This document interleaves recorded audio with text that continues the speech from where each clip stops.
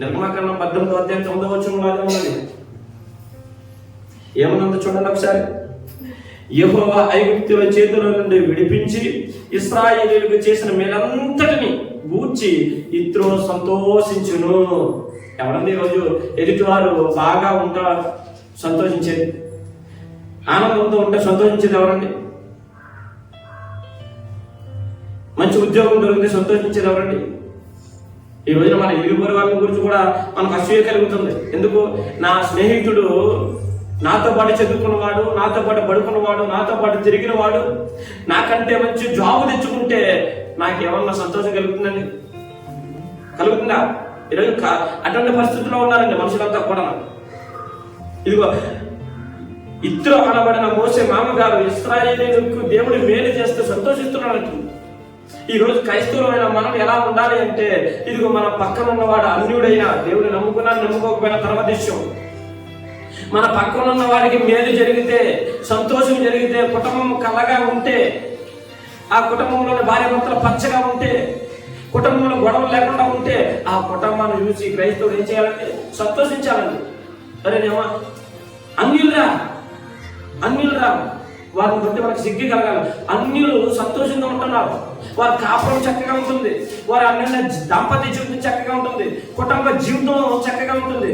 క్రైస్తవులమైన జీవితం, మన జీవితమే చక్కగా లేదు. మరి అలాంటప్పుడు వారు అంత చక్కగా బతుకుతా ఉంటే మనకి ఏం కలగాలండి? క్రైస్తవులమైన మనం సంతోషించాలి. ఎదుటి వారు మంచి జాబ్ దొరుకుతుందా, కంగ్రాచులేషన్స్ అన్నా.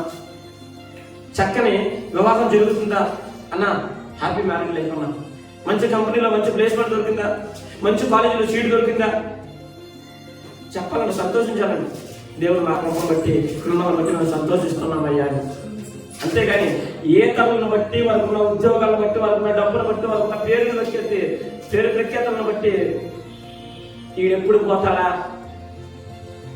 వీడికున్న డబ్బు ఎప్పుడు పోతాడా, వీరింట్లో గొడవలు ఎప్పుడు ఆడుకుంటారా నువ్వు ఉద్దేశం కలిగి ఉండకూడదండి. క్రైస్తవుడు కూడా మంచి ఆలోచన కలిగిన వ్యక్తిగా క్రైస్తవుడు ఉండాలి.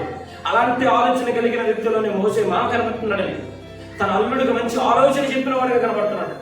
ఈ రోజు మనకంటే మన అన్నదమ్ముడు ఎక్కడ గొప్పడైపోతాడేమో అనే ఆలోచనలు కూడా చెప్పండి. మరి ఇలా చేస్తే బాగుండదు, అలా చేస్తే బాగుంటుందని ఆలోచన కూడా చెప్పండి ఈరోజు ఎవరు. ఎందుకు?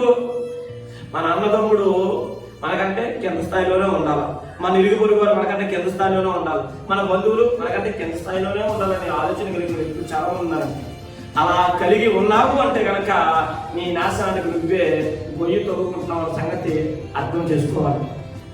లేదు, ఇద్దరులాగుంటే ఎదుటివారికి మేలు కలిగినప్పుడు, నిజమైన క్రైస్తవుడు అయితే ఎదుటివారికి మేలు కలిగినప్పుడు సంతోషం కలిగి జీవిస్తే కనుక నిన్ను దేవుడు ఉన్నతమైన స్థానం. ఎదుటివారు సంతోషపడతా ఉంటే, ఎదుటి వారికి మేలు జరుగుతూ ఉంటే, వారిని బట్టి నువ్వు సంతోషిస్తూ ఉంటే దేవుడు అటువంటి స్థాయిలోకి నేను తీసుకెళ్తా తప్పకుండా తీసుకెళ్ళాలి. అంటే కనుక ఎదుటి వారిని బట్టి దేవుడు స్తుతించాలి. అటువంటి పనుల్లో మనం ఉండాలి. అంతేగాని ఈర్ష్య, అసూయ, కలహము అటువంటివి మన జీవితాల్లోకి రానివ్వకూడదు.